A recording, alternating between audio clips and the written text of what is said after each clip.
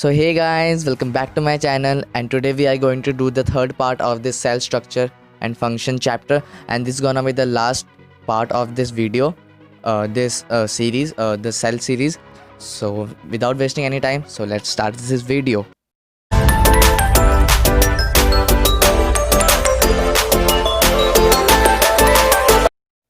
So guys, in this video we are going to cover the rest of the topics that are left in this chapter. So let's start with our first topic. Structure of cell. Cell is generally composed of three basic components: cell wall and cell membrane, secondly nucleus and cytoplasm. So let's start with our topic cell membrane or plasma membrane. Plasma membrane is the covering of the cell that separates the contents of the cell from its external environment. Second, it is a living part of the cell and is present in cells of plants, animals, and microorganisms. It is a very thin, delicate, elastic, and selectively permeable membrane. Remember this word. It is composed of lipids and proteins. So let's quickly discuss the function of this cell membrane. As it is selectively permeable membrane, it allows the flow of limited substances in and out of the cell. So guys, now we will quickly discuss about cell wall. Cell wall is a non-living, thick and freely permeable covering made up of cellulose. It is present in eukaryotic plant cell and in prokaryotic cells. So shall now we discuss about the functions of its cell wall. So the functions of this cell wall are: it determines the shape and rigidity to the plant cell, it provides dryness in the cell, it helps in the transport of various substances in and out of the cell. Nucleus. Nucleus is dense and spherical organelle. Nucleus is bounded by two membranes, both forming nuclear envelope. Nuclear envelope contains many pores known as nuclear pores. The fluid which is present inside the nucleus is called nucleoplasm. Nucleus contains chromosomes and contains genes, which are the centers of genetic information. So we shall now quickly discuss the functions of nucleus. Nucleus controls all the metabolic activities of the cell. It regulates the cell cycle. Nucleus is the storehouse of genes. It is concentrated with the transmission of hereditary traits from the parent to the offspring. So now we are going to talk about cytoplasm. It is a jelly-like structure, colorless structure, semi-fluid substance that occurs between the plasma membrane and the nuclear membrane. The aqueous ground substance of cytoplasm is called cytosol, that contains a variety of cell organelles and other insoluble waste products and store products like starch, glycerol, lipids, etc. So we shall now quickly discuss about the functions of cytoplasm. It acts as a store of vital chemicals like amino acids, proteins, sugars, vitamins, etc. It is the site of certain metabolic reactions like glycerol synthesis of fatty acids, nucleotides, etc. So guys, we are going to start a very first topic, that is cell organelles. Inside the cell there are different parts performing different activities to keep the cell alive and functionable. These parts are called cell organelles, and I am going to explain you the parts further.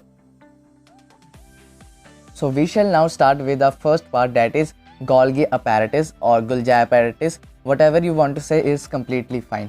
So let's start. Golgi apparatus consists of a set of membrane-bound, fluid-filled vessels, vacuoles, and flattened closed sacs. These are closed sacs, and they are usually arranged parallel to each other. So now I am going to show you an image of Golgi apparatus so that you can relate with it and can understand better.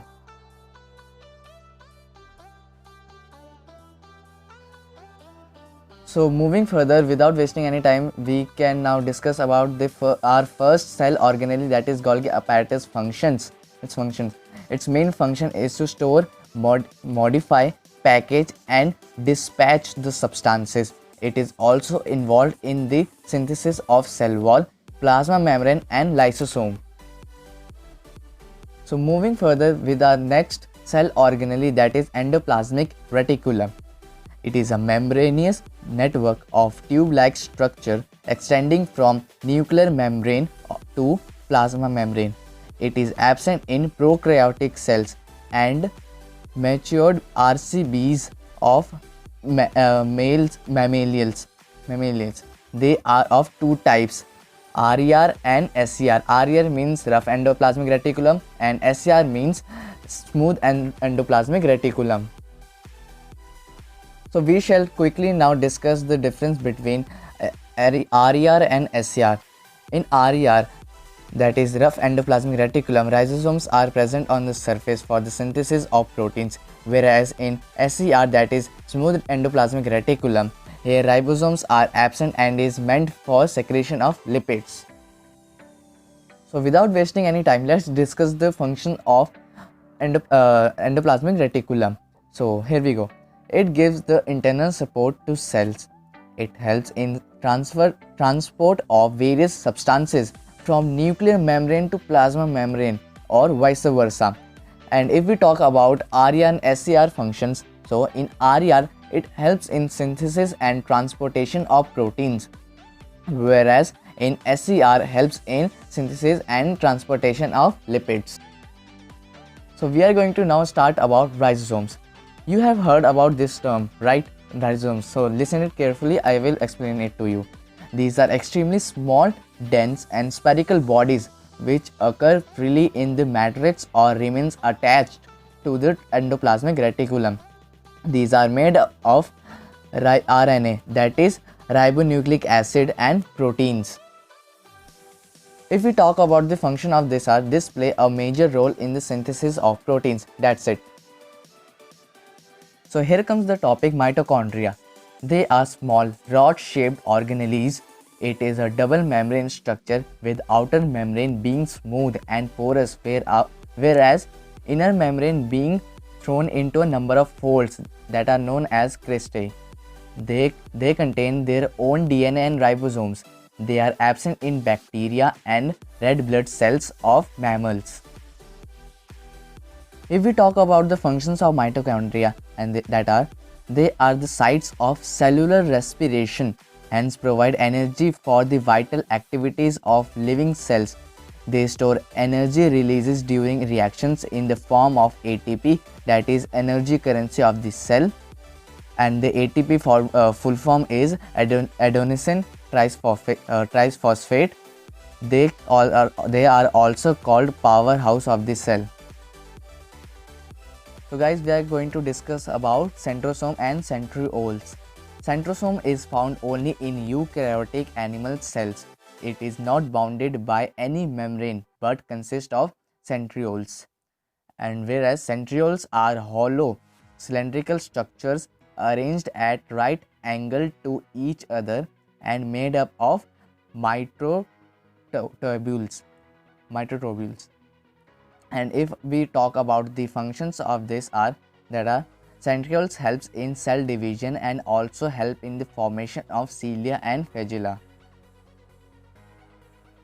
You must have heard the term plastids. So I will explain you that plastids are present in most of the plant cells and absent in animal cells. They are usually spherical or in disc circle in shaped or oval in shape, whatever you can say. It is a double membrane bound organelle. They are also have their own DNA and ribosomes.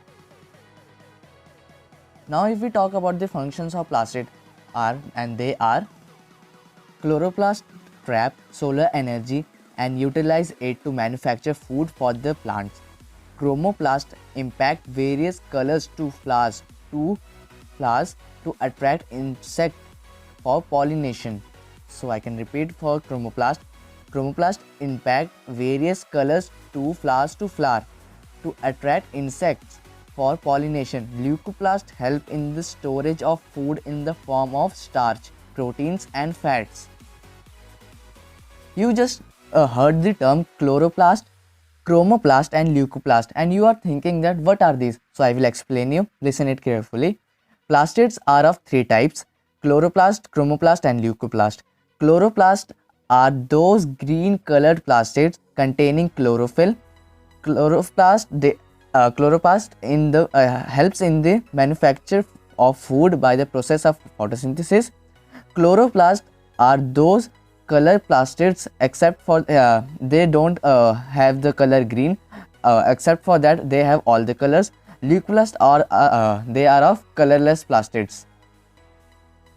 So now comes the topic lysosomes. Lysosomes are small spherical sacs-like structure which contain several digestive enzymes enclosed in a membrane. They are found in eukaryotic cells, mostly in animals. The functions of lysosome are: lysosomes help in the digestion of foreign substances and worn out cell organelles. They provide protection against bacteria and viruses. They help us to keep the cell clean. During the disturbance in cellular metabolism, lysosome may burst and the enzyme digest their own cell. Therefore, lysosomes are also known as suicidal bags. Now comes the topic vacuoles. You might have heard this term, right? So, vacuoles are liquid or solid fill and membrane bound organelles in plant cell. Vacuoles are very large and permanent.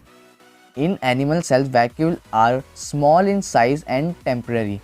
In nature, plant cell, it occupies 90% space of the cell volume.